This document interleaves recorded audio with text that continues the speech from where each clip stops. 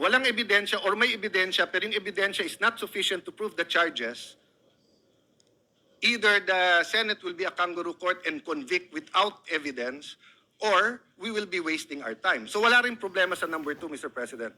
Wala po, Mr. President. Number 3, ang sinasabi lang ng number 3, kahit na pumirma yung 1/3, kailangan ipakita pa rin sa lahat ng Kongreso.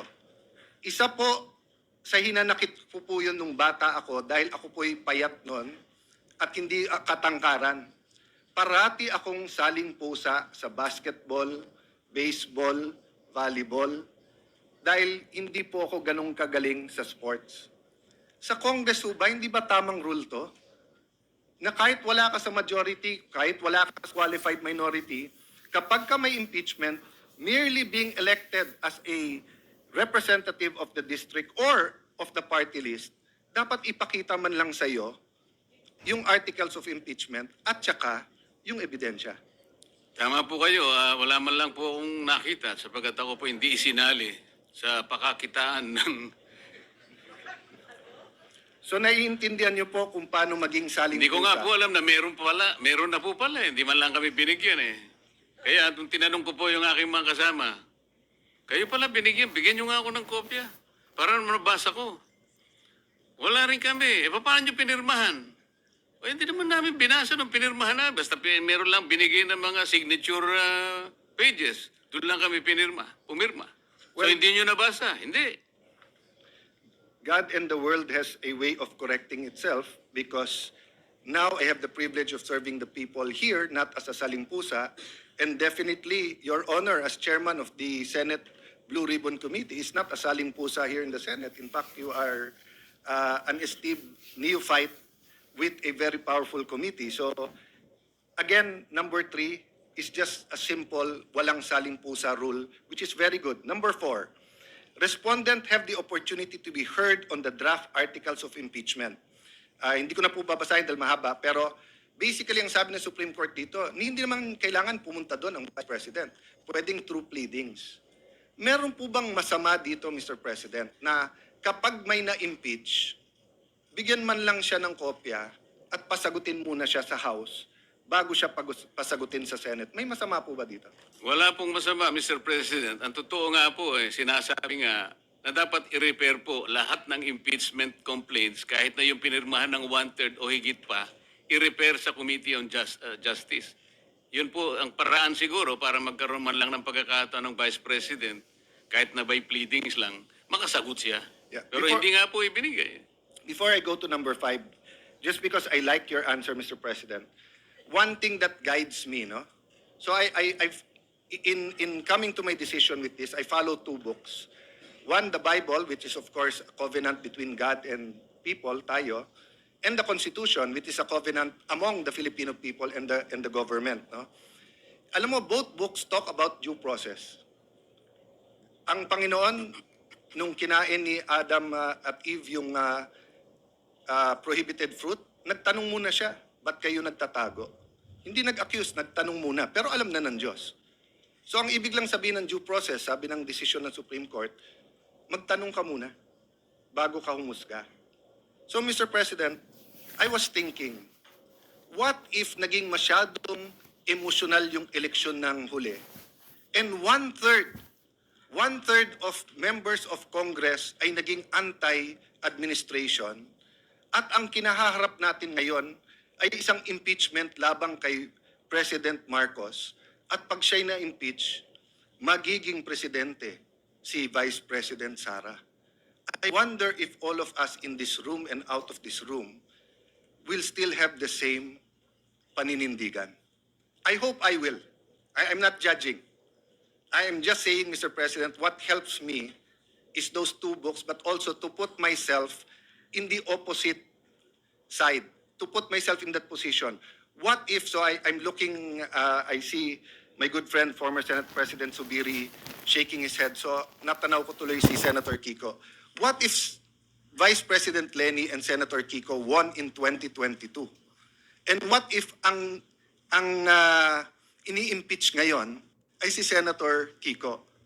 I hope yung desisyon ko to support this decision would be the same. Tama Because po, the Supreme- dapat walang pagkakaiba. Wala saan pagkakaiba. So number 5, a reasonable period of time determined on the basis of complexity of charges must be given to all members of Congress. Kasi lumalabas po, yes, tama si Senator Soto, ibang mode yung 1/3. Pero lumalabas po mismo sa pleadings, mismo sa sinabi ng House of Representatives, wala pang 3 oras. Yung Wala po. ibinigay sa mahigit 200 na pumirma, samantalang ang complaint is a few hundred pages. Tama po ba? Mahaba pong pahina lahat ang sinabi sa akin, Mr. President, at hindi po nila na kayang basahin sapagkat wala nga silang kopya. Humihingi po sila ng kopya bago pumirma, ngunit wala pong ibinigay. Yun po yung sinabi sa akin ng mga ilan sa aking mga kasamahan doon. Yung number 6 po, Mr. President, madali kasi kailangan yung impeachable act is an act done while they were in their present office. So wala naman pong problema dyan. Meaning, kung may nagawa si Senator Cruz nung konsyal pa siya, pero ngayon Vice President na siya, hindi naman siya pwedeng impeach base sa ginawa niya nung konsyal siya. Tama po. So madali po yon. Number 7, at the very least to accord the opportunity to be heard under the requirement of due process in the procedure under Article 11, Section 3, Paragraph 4, after the draft articles of impeachment and required proof arrived at. Letter A, the House of Representatives should provide a copy of the draft articles and its accompanying evidence to the respondent and give her an opportunity to respond within a reasonable period. May problema po ba dito? Wala po. Kapag ka ganito kabigat, natatanggalin mo ang isang impeachable officers, tama po ba yung surprise? Hindi po. Parang, oh, eto yung wag mo nang tignan, 1/3 naman kami, sa Senado ka na, sa Senado ka na mag-reply.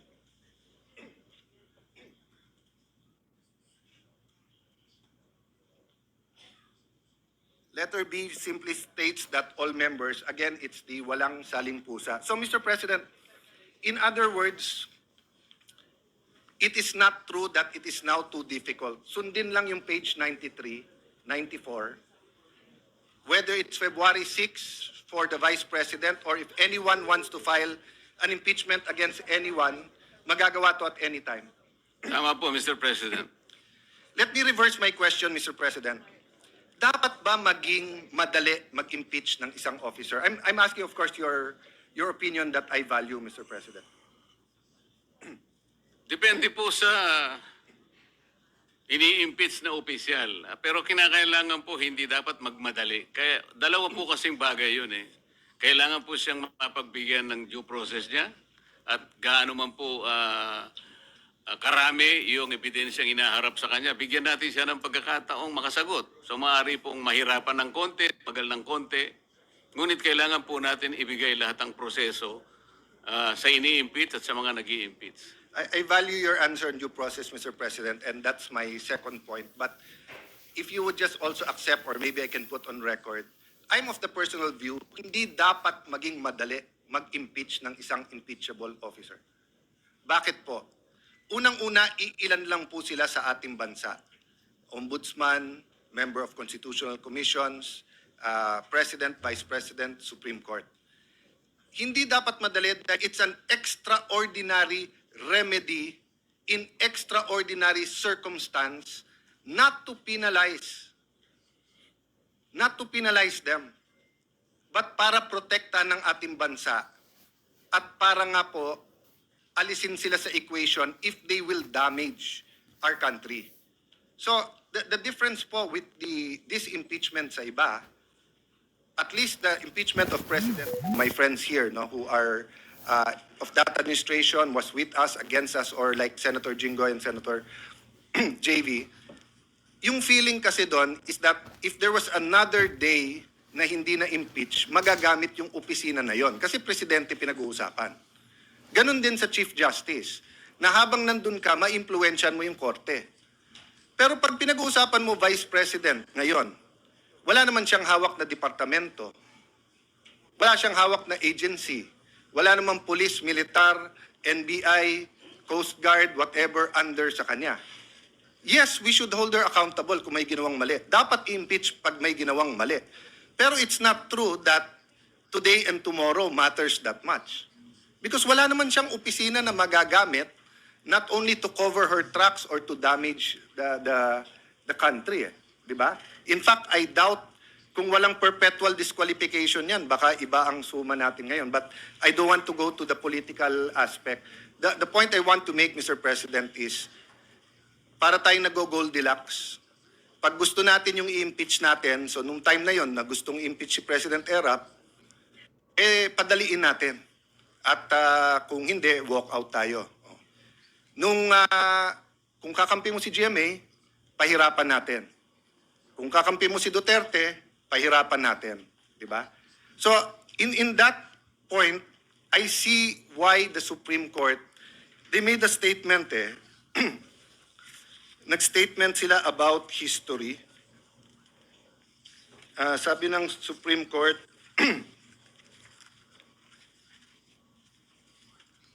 ito po, sa page 94, we understand our history. We have learned that in the past, momentary desires to do what is convenient and concede means to ends have inadvertently created precedents that weaken the succor of law for those who dissent, or those that are society's margins, or those who have fallen out of grace from the powers that be. We have learned that the clash of political interests in the past, often disguised by noble intentions, have obscured the need to address the real problems of corruption, inequality, poverty, and disempowerment faced by our people. Kung ito lang po ang sinabi nila, Mr. President, sasabihin kong hindi ba namumulitika yung korte? But sinabi nila to after page 93 na iniisa-isa nila paano mo i-impeach eh. So parang ang tinuruan na ang Senado at saka House, gusto nyo impeach ang Vice President o sino man, sundin nyo lang to. Wala na kayong problema. So I think in that sense, Mr. President, it's a balanced decision. Ang question, Mr. President, yung tanong ni Senate Minority Leader, former Senate President Soto, operative fact, Mr. President. Mr. President,